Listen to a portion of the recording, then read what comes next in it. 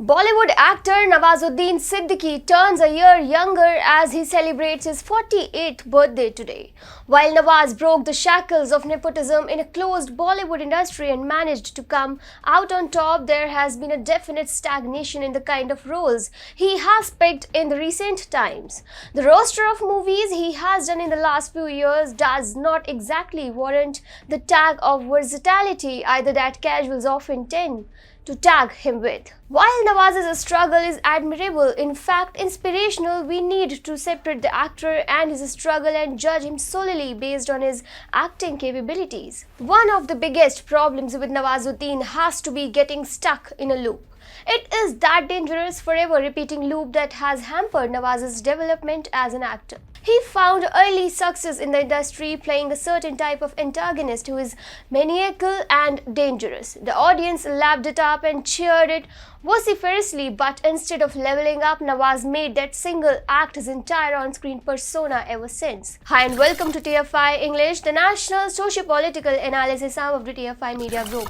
I'm your host Tanya, and if you haven't subscribed to the TFI English yet, please hit the subscribe button and click on the bell icon to receive all the recent updates. Coming back to the story, in this video I will explain why Nawazuddin Siddique is the most overrated actor. Let's begin. While there is no problem in being a typecast and an actor playing the same role over and over again, the problem arises when the actor thinks of himself otherwise. Hollywood actor Dwayne "The Rock" Johnson does the same, and to a certain extent Ryan Reynolds appears to play himself on the screen every single time. However, they both have the charisma to pull off the act of playing themselves. The audience still flocks to the theater to watch them because they have the awe factor. However, the same cannot be said about Nawazuddin, who plays the same beat over and over again, albeit without any of the said charisma. Starting with the Gangs of Wasipur, we'll trace his journey as an actor and how he has been overshadowed by his co-stars in the respective movies. The first part of Gangs of Wasipur had Manoj Bajpayee as the lead character. I must say that the protagonist cum antagonist nailed it and justified the character in such a way that the cinema goers still go gaga over his performance. However, as the movie proceeded, it was portrayed that the next part of the movie will project Faisal Khan as the prominent character. I ask you a question. Is it possible for a protagonist who has been given the maximum screen time in a movie to get overshadowed by the co-actors who do not even have half of the screen time?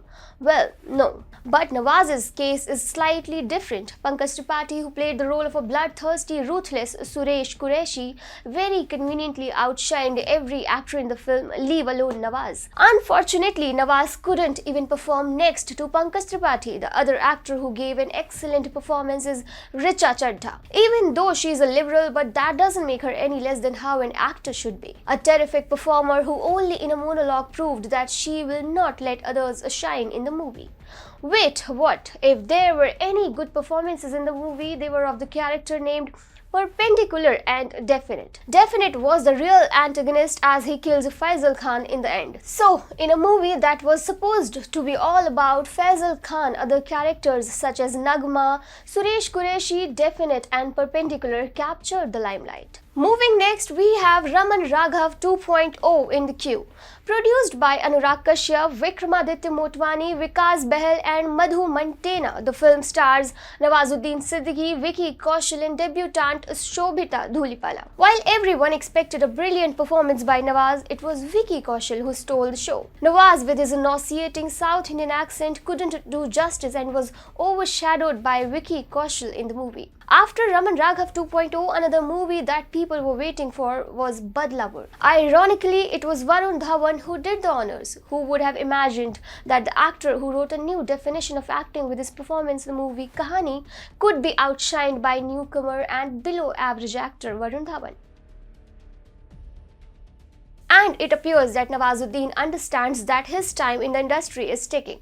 As reported by TFI in October last year, the Sacred Games actor remarked that OTT platforms had become a dhanda for big production houses. Announcing that he was quitting the streaming platforms for good, Nawaz also called the online platforms a dumping ground for redundant shows. He said, "The platform has become a dumping ground for redundant shows. We either have shows that don't deserve to be seen in the first place or sequels to shows that have nothing more to say." Nawaz appears to be under the delusion that he is the only actor that is still connected to the roots. However, the truth cannot be far from it. Actors like Pankaj Tripathi and Sanjay Mishra have long been on the circuit and are far more versatile when it comes to acting jobs. However, you wouldn't see them cursing the very industry that made them big or the people that work behind the scenes. Moreover, Nawaz is the same actor who had refused to take criticism in his stride after the second season of Sacred Games spectacularly bombed. When an actor considers himself and his craft above any sort of criticism, even from an amateur, it reflects poorly on his performance and security as an actor. Nawaz has the potential to be a true powerhouse, but he needs to shed the safety of his cocoon and experiment more. And unless he does that, the audience will only consider him that actor who plays a certain kind of monotonous role in every single movie.